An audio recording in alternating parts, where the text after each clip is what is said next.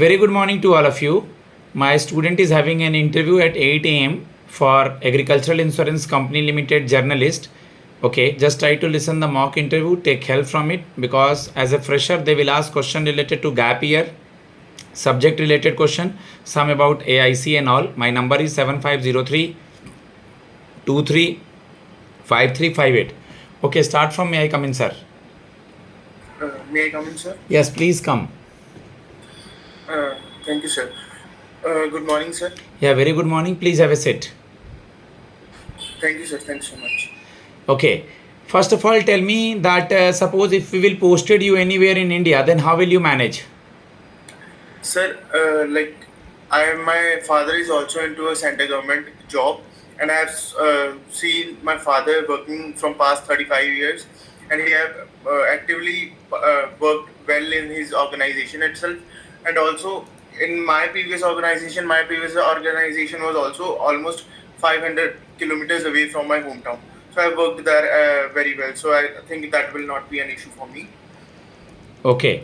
Suppose the farmer comes to you, अगर कोई किसान आता है और ये बोलता है कि हम लोग को उतना क्रॉप से रिलेटेड अवेयरनेस नहीं है इंश्योरेंस के लिए, तो आप उनको क्या बताएंगे? Sir, first and foremost thing is that I will guide that particular person ki what exactly insurance thing is, and what are the benefits of that particular insurance, like how can you mitigate your risk in long term as well, and most importantly that will actually help you in making yourself more profitable. Like you don't need to worry about the weather conditions or drought conditions or any animal attacks in your field. Like if you have the insurance, you can actually mitigate your risk, and eventually any risk which will be there will be taken care by the company itself. So that is a big thing for you.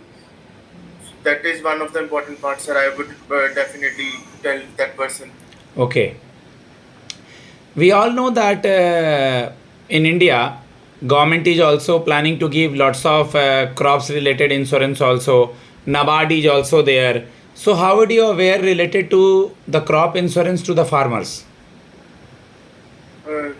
Sir, I'm not able to understand properly. Can you please? Farmers को कैसे aware करेंगे जो भी किसान के लिए crops का insurance scheme है उसके लिए? नॉर्मल सा क्वेश्चन था. Sir, like we can educate. जैसे मैंने ये क्वेश्चन हिंदी में पूछा है, याद रखना एक बात, अगर वो हिंदी में पूछते हैं तो हिंदी में बोलना, क्योंकि हम लोग एग्रीकल्चरल से रिलेटेड चीज़ में जा रहे हैं तो इंग्लिश हिंदी दोनों आना चाहिए. तो मैंने ये हिंदी में पूछा है, तुम इसका हिंदी में जवाब दो. ठीक है सर.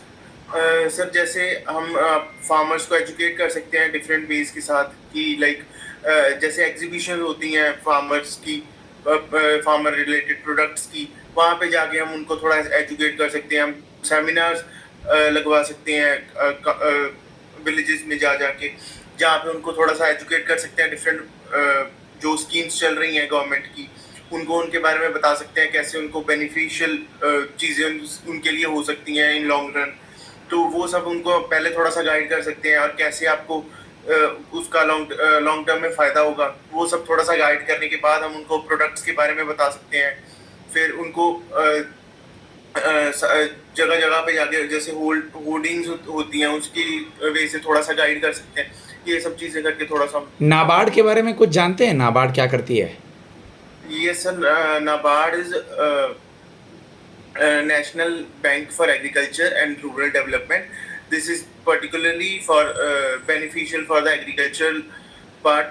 मतलब इसकी भी सर होल्डिंग है, 35% होल्डिंग है AIC में. Is there any apart from प्रधानमंत्री जनधन योजना, is there any crop related scheme by AIC, not by government? एक और सर, एक और स्कीम है वेदर बेस्ड क्रॉप इंश्योरेंस. उसमें भी जैसे क्रॉप इंश्योरेंस ही होती है, उसमें वेदर बेस्ड के हम अकॉर्डिंगली चेक करते हैं कि जैसे कैसे समझाओगे उसमें वेदर बेस्ड में, इसमें कैसे समझाते हो किसानों को?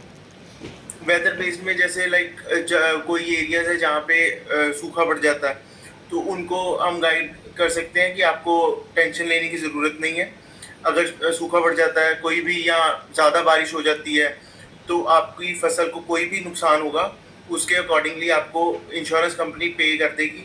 तो आपका रिस्क एकदम से जीरो हो जाएगा उसकी वजह से, और आपका प्रॉफिटेबिलिटी, आपको अपना घर चलाने के लिए जो भी आपको खर्चा लगता है वो सारा कुछ कंपनी आपको पे कर देगी। तो आपको थोड़ा उतना उस चीज़ के लिए सोचना नहीं पड़ेगा, आप बस अपना बैठ के काम कर सकते हो अच्छे से।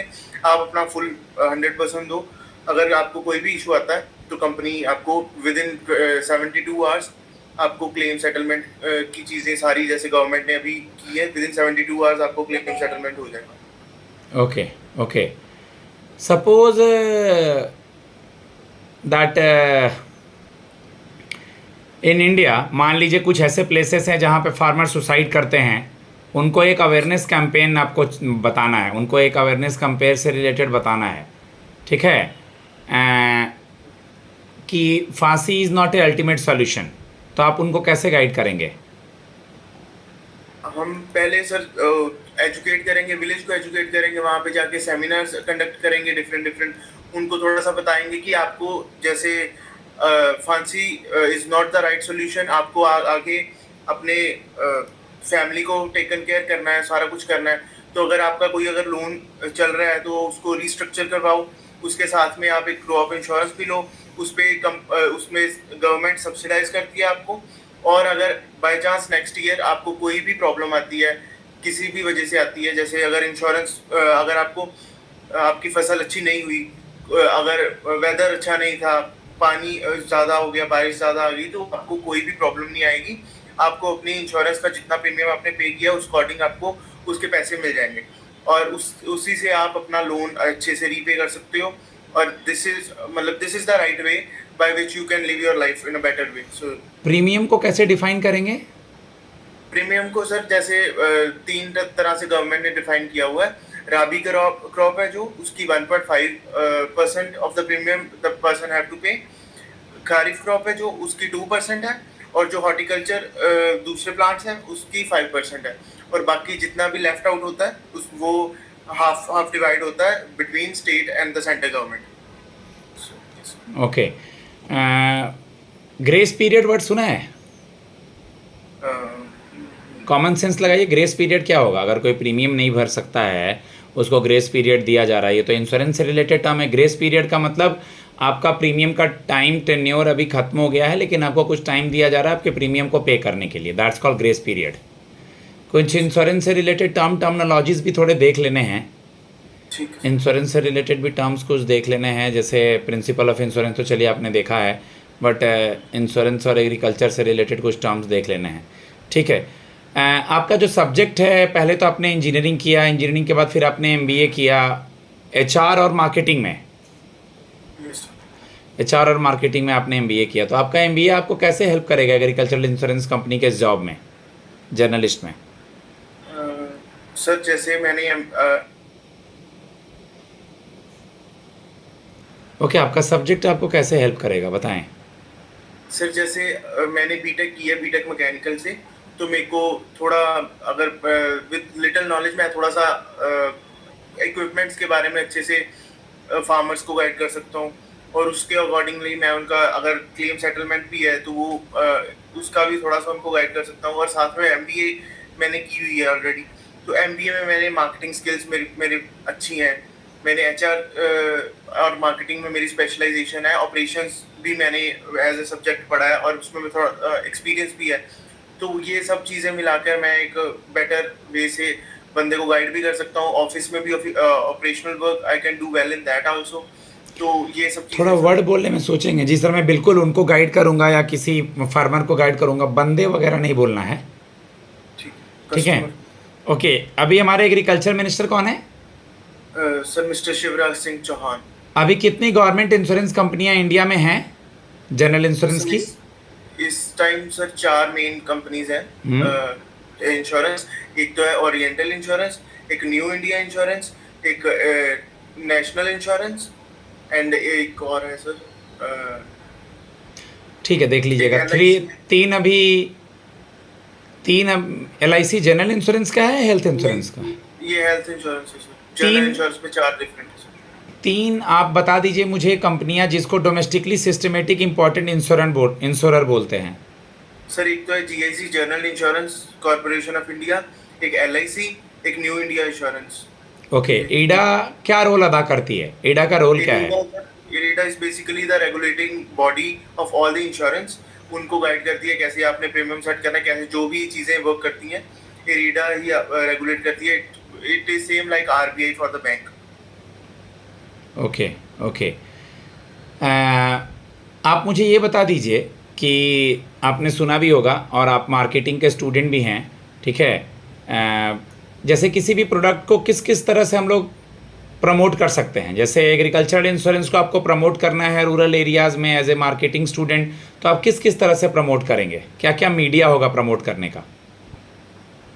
सर हम डिफरेंट वे से प्रमोट कर सकते हैं अपने प्रोडक्ट को। पहले हमने चेक करना पड़ेगा कि हमें प्रोडक्ट, हमारा क्या प्रोडक्ट है, कौन हमारा टारगेट बेस कस्टमर्स है जिसको हमने प्रमोट करना है, उनको उनका क्या बिहेवियर है, जो वो चीज़ें क्या यूज़ करते हैं, उनको कैसे हम किस लैंग्वेज में वो ज़्यादा कंफर्टेबल हैं, वो सब चीज़ें देखने के बाद हम एक प्रॉपर मार्केटिंग स्ट्रेटजी बना सकते हैं।